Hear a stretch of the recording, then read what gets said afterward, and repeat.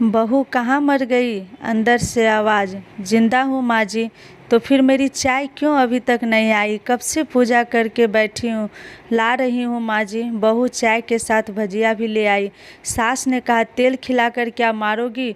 बहू ने कहा ठीक है माँ जी, ले जाती हूँ। सास ने कहा रहने दे, अब बना दिया है तो खा लेती हूँ।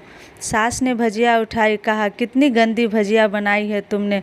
बहू, माँ जी मुझे कपड़े धोने हैं, मैं जाती हूँ। बहू दरवाजे के पास छिपकर खड़ी हो गई।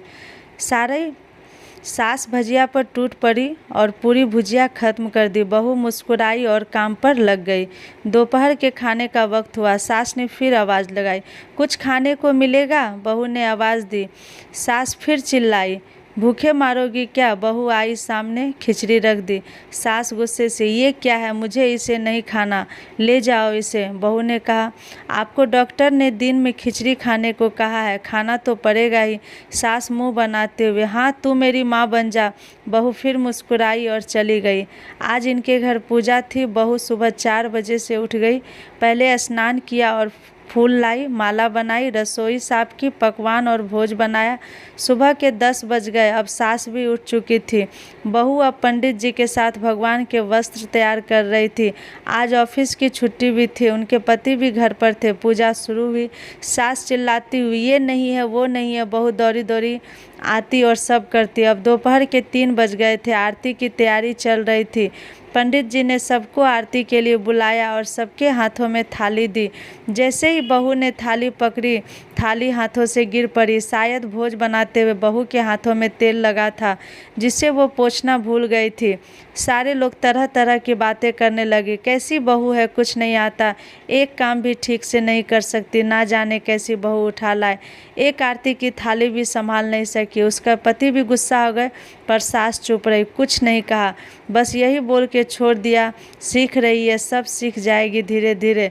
अब सबको खाना परोसा जाने लगा। बहू दौड़ दौड़ के खाना देती, फिर पानी लाती। करीब 70-80 लोग हो गए थे।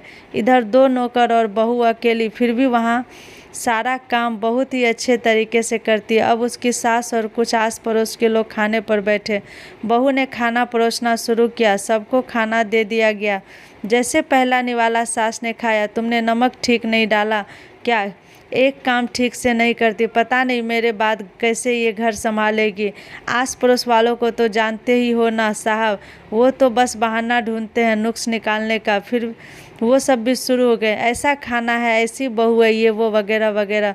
दिन का खाना हो चुका था। अब बहू बर्तन साफ करने नौकरों के साथ लग गई। रात में जगराता का कार्यक्रम रखा गया था। बहू ने भी 1-2 गीत गाने के लिए स्टेज पर चढ़ी। सास जोर से चिल्लाई, मेरी नाक मत कटा देना, गाना नहीं आता तो मत गा, वापस आ जा। बहू मुस्कुराई और गाने लगे।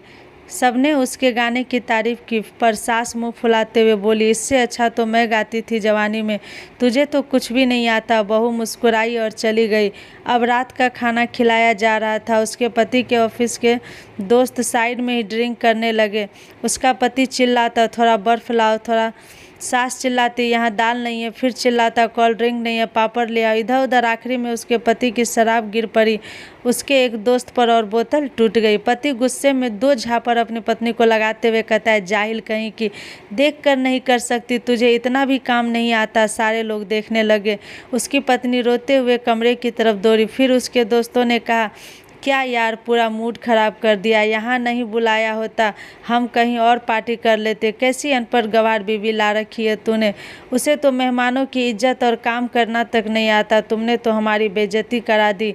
अब आस पड़ोस की औरतों को तो और बहाना मिल गया था। वो कहने लगे, देखो क्या कर दिया तुम्हारी बहू ने, कोई काम की नहीं है। मैं तो कहती हूँ ना, अपने बेटी की दूसरी शादी करा दो, छुटकारा पाओ इस गंवार से। सास उठी और अपने बेटे के पास जाकर उसे थप्पड़ मारा और कहा, अरे नालायक, तुमने मेरी बहू को मारा, तेरी हिम्मत कैसी हुई, तेरी टांगें तोड़ दूंगी। उसके बेटे के दोस्त कुछ कहने ही वाले थे कि उसकी माँ ने घूरते हुए कहा, चुप, बिल्कुल चुप, यहाँ दारू पीने आए हो जबकि पता है कि आज पूजा है, तुम्हें पार्टी करनी है। कैसे संस्कार दिए हैं तुम्हारे माता पिता ने, और किसने मेरी बहू को जाहिल बोला? जरा इधर आओ, चप्पल से मारूंगी अगर मेरी बहू को किसी ने भी शब्द कहा तो। अरे पापू, पापी तूने उस लड़की को बस इसलिए मारा कि तेरी शराब टूट गई। पापी वो बच्ची सुबह 4 बजे से उठी है, घर का सारा काम कर रही है, ना सुबह से नाश्ता किया ना दिन का खाना खाया, फिर भी हंसते हुए सबकी बातें सुनते हुए ताने सुनते हुए घर के काम में लगी रही। तेरे यार दोस्तों को वो अच्छी नहीं लगी, जूते से मारूंगी तेरे दोस्तों को भी जो कभी उन्होंने ऐसा कहा।